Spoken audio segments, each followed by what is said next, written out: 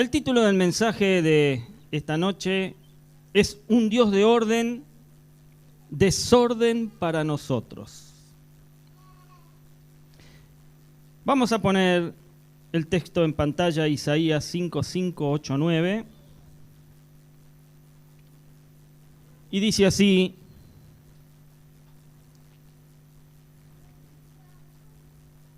porque mis pensamientos no son vuestros pensamientos, dice el Señor, ni vuestros caminos, mis caminos, dijo Jehová. Como son más altos los cielos que la tierra, así son mis caminos más altos que vuestros caminos, y mis pensamientos más que vuestros pensamientos. Mire, mi hermano, necesito en esta noche que me haga un favor. Necesito que cambies tu mente en esta noche. Que tu mente la conviertas a la manera de la de un niño, para poder entender la palabra que Dios tiene para vos en este día. Amén. Saben, yo crecí en una iglesia por allá en la década del 70, escuchando la frase: Dios es un Dios de orden. ¿La escuchó? Bien.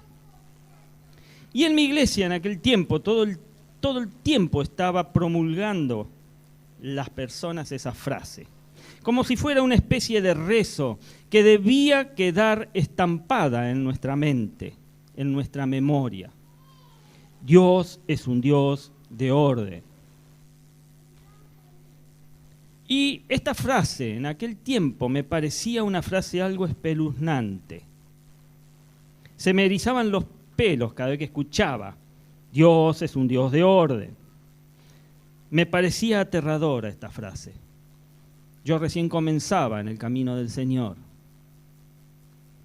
Y me hacía pensar esta frase que Dios era alguien lejano, alguien que manejaba un sinnúmero de protocolos que debían seguirse radicalmente para llegar a Él, para poder conformarle, para poder llevar adelante su voluntad.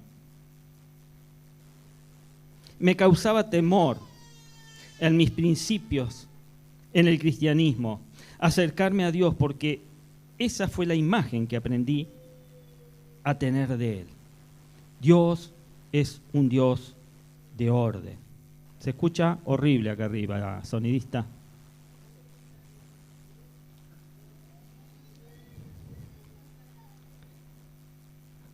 Bueno, si ustedes me escuchan bien, perfecto. Acá retumba todo. Pero ahora que le conozco un poco más que lo que le conocía en aquel tiempo, le conozco mejor a nuestro Señor, me parece que la frase no está tan mal. ¿Le suena esto? Está mal, pero no está tan mal. ¿Quién lo dice? Bien, alguien que ve el programa de Guido. Esta frase no está tan mal hoy en día para mi vida. Lo que sí está mal es la forma como la utilizan. Con muchísima frecuencia, los muchos cristianos la utilizan para justificar su posición o para justificar su poder o sus acciones y quedar en limpio ante los ojos de los demás. Dios es un Dios de orden. Yo me sujeto a eso. Y la verdad es que Dios, sí, Dios es un Dios de orden, mi hermano. Pero no se comporta de acuerdo a lo que entendemos nosotros por orden, sino que Él realiza las cosas en el suyo, en su orden, muy particular, por cierto, el orden de Dios. Lo que para Dios es orden, para nosotros es desorden. Porque Él piensa diametralmente diferente a nosotros y tiene una forma muy peculiar y hermosa de ver las cosas que trascienden ampliamente a las nuestras. Lo que nosotros consideraríamos locura, Él sabe que es la mejor decisión. ¿Me está siguiendo con esto? Solo piense en un hombre que no sabía expresarse claramente, como Moisés. Moisés tenía problemas fonéticos y sin embargo Dios lo eligió para ser el líder político más relevante en la historia de Israel. O pensemos en David. David era un pastorcito de ovejas al que nadie tuvo en cuenta, pero que Dios escogió para ser el rey de Israel. Nosotros seguramente hubiéramos desestimado estas elecciones.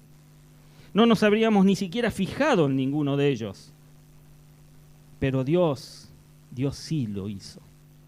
Dios lo hace. Decile al que está a tu lado, Dios lo hace. Te miró a vos. Dios lo hace, te miró a vos. Y definitivamente Dios piensa muy diferente a nosotros.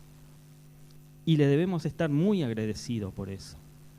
Porque si se imaginan si Dios pensara como pensamos nosotros, ¿se imaginan si Dios actuara como actuamos nosotros? Pero gloria a Dios que Dios piensa diferente a nosotros. Y por eso debemos dar gracias al Señor. En estos dos versículos que acabamos de leer, Dios nos hace un llamado de atención, mi hermano. Y ese llamado de atención es a dejar de intentar de acomodarlo a nuestros pensamientos y a nuestros caminos. Tenemos la tendencia de acomodar al Señor a lo que queremos y hacia dónde vamos. Estos versículos nos llaman la atención sobre eso. Y en vez de eso debemos nosotros acomodarnos a sus pensamientos y a sus caminos. ¿Estás dispuesto a acomodarte a los pensamientos y a los caminos del Señor? Muy bien, hay dos que sí. Vuelvo a preguntar, les voy a dar una oportunidad más. Está mal, pero no está tan mal. ¿Estás dispuesto a acomodarte a los pensamientos y a los caminos del Señor? Usted lo dijo, ¿eh? El texto que acabamos de leer comienza diciéndonos, porque mis pensamientos no son vuestros pensamientos. Y nosotros tenemos una lógica y un orden determinado, una lógica humana y un orden humano. Juzgamos de acuerdo a las apariencias y no vemos el interior de las personas, ni de las situaciones por las cuales han pasado o estas personas están viviendo. Hay un refrán que dice que vemos caras, pero no corazones. Y esto es una realidad, mi hermano. Nosotros juzgamos por lo que vemos. Nos dejamos llevar por nuestros pensamientos y nos dejamos llevar por nuestras emociones y con mucha frecuencia nos equivocamos. Lo peor de todo de esto es que intentamos acomodar el pensamiento infinito de Dios y su gloria indescriptible a nuestra mente finita e incrédula. Y en esta noche, mi amado hermano, debemos entender que no es Dios quien debe acomodarse a vos, sino que vos debés acomodarte a Dios. Decirle al que está a tu lado, anda enterándote.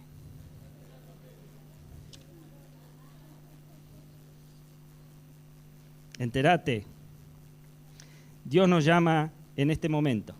Dios te llama en este momento a empezar a dejarte guiar por sus pensamientos. Dios te llama a que comences a dejarte llevar y a guiar por sus pensamientos. Si querés vivir una vida más allá de nuestros más grandes sueños, lo primero que debemos hacer es dejar de vivir guiados por nuestros pensamientos y empezar a vivir guiados por los suyos, por los pensamientos de Dios. Es la única manera de poder llegar más allá de aquello que soñamos. El texto continúa diciendo, ni vuestros caminos, mis caminos, dijo Jehová.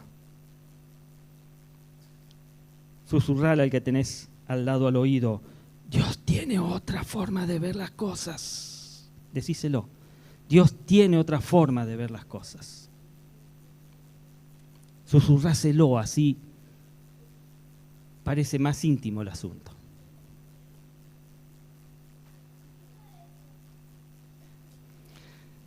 Recordemos, mis hermanos, que cuando Dios liberó al pueblo de Israel de su cautividad en Egipto, los llevó directo ¿hacia dónde? A ver, ¿hacia dónde? No, ese era No, por ahí anda.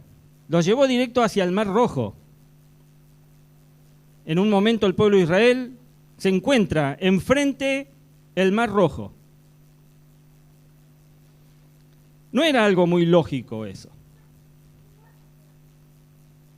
Era seguro que quizás alguno de nosotros o algún ser humano de ese momento con un mínimo de lógica habría escogido otro camino en donde no tuvieran que encontrarse con algo que los detuviera. Pero Dios escogió que esto fuera así para mostrar su poder. Y también recordemos, por ejemplo, a José, el soñador, que antes de ser gobernador de Egipto fue un esclavo y fue un preso. Pero todo esto tuvo que pasar para que se cumpliera el sueño que Dios le había dado. ¿Era necesario todo lo que José vivió y sufrió?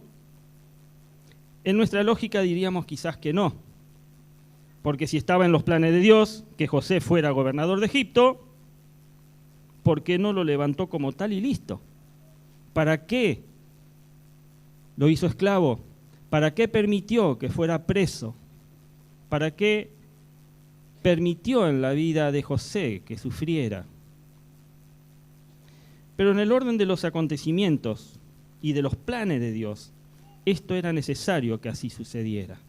No había atajos para la formación del carácter de José, ni para el propósito que Dios realizaría en su vida. Esto no parece tener lógica muchas veces, pero en el orden y en la lógica y en los pensamientos de Dios, esto debía suceder. Y seguro que no entenderás algunas de las muchas cosas que Dios hará en vos, pero yo te digo que ni siquiera te esfuerces en entenderlas, porque hay cosas que no tienen entendimiento para nuestra mente finita. Simplemente yo te diría, agachá tu cabeza y dile: Señor, aunque no entiendo lo que estás haciendo, sé que tú cumplirás tu propósito en mí. Déjate llevar por el Señor. No intentes entender los propósitos que Dios tiene en este momento en tu vida. ¿Por qué pasás lo que pasás? Puede que te veas rodeado de dificultades. Puede que te veas rodeado de tristezas, como le sucedió a José, por ejemplo. Pero nunca olvides que Dios actúa de una forma muy particular, de una forma peculiar. Y aunque hoy seas un esclavo, Dios te dice que mañana serás gobernador. Hoy quizás te ves como esclavo. Hoy quizás te ves preso de las circunstancias. Pero Dios te dice que vas a ser gobernador. El verso 9 dice: como son más altos los cielos que la tierra, así son mis caminos más altos que vuestros caminos, y mis pensamientos más que vuestros pensamientos. Mi hermano, si querés vivir una vida cotidiana, normal, cómoda y mediocre, vivila a tu manera. Y si así se te antoja, hacelo. Yo no te lo voy a impedir. De esa forma tendrás comodidad, de esa forma vas a poder ver televisión todo el día y no te vas a tener que preocupar por nada más que por satisfacer tus egoístas deseos. No vas a tener que soportar al pastor, ni vas a tener que soportar a tu líder de célula, quizás diciéndote que te anotes para ir a las convenciones. No vas a tener que soportar al pastor diciéndote: ¿por qué no venís los miércoles al culto de oración?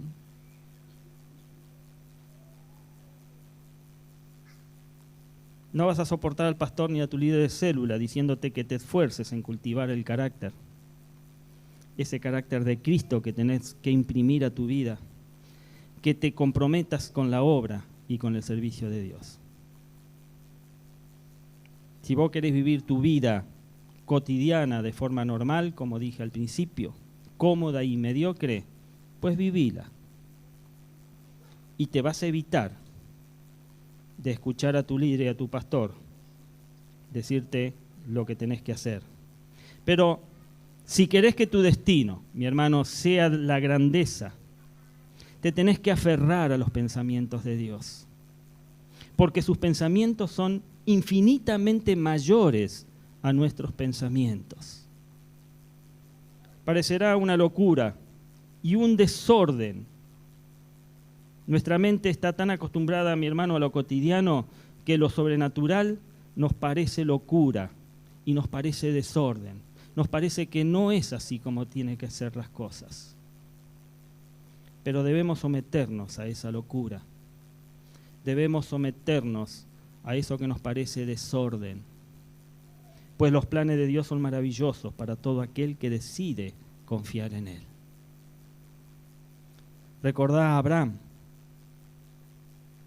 el cual Dios le ordenó salir de todo lo conocido, dejar todo lo que él ya había logrado y comenzar a andar hacia una aventura, hacia lo desconocido. Porque Dios le dice que deje su tierra, su parentela y que comience a caminar. Pero no le dice hacia dónde lo llevaba. Y Abraham, con obediencia, aunque era ilógico y parecía una locura lo que Dios le estaba diciendo, él agachó la cabeza y dijo: Señor, hacia allí voy. Al principio, el viaje a lo desconocido causa temor. Cuando no sabemos hacia dónde vamos, por ahí puede producir temor en nuestras vidas. Pero si sabemos que Dios está con nosotros, y lo sabemos que Dios está con nosotros, hallaremos la paz y descubriremos cosas grandes y ocultas que no conocemos. Si vos querés conocer cosas grandes, maravillosas, que aún te son ocultas, pues empezá a caminar y a pensar como el pensamiento de Dios. Este es el camino del héroe. Este es el camino de los valientes, que solamente estos logran atravesarlo. La Biblia nos dice: qué alegría para los que no siguen el consejo de malos, ni andan con pecadores, ni se juntan con burlones, sino que se deleitan en la ley del Señor, meditando en ella día y noche. Son como árboles plantados a la orilla de un río, que siempre dan fruto en su tiempo. Sus hojas nunca se marchitan y prosperan en todo lo que hacen. Pues este modelo de hombre, de mujer, este modelo de cristiano que el Salmo 1 describe, se logra teniendo y dejando que los pensamientos del Señor actúen sobre nuestra vida. No intentes acomodarte a Dios. No intentes acomodar a Dios tus formas. Mi hermano, viví a la forma de Dios. Dios te ha dado un modelo. Ese modelo es Cristo Jesús. Ese es el modelo en el cual debemos nosotros formarnos y vivir esa forma como Cristo la enseñó, como Cristo la vivió. Amén.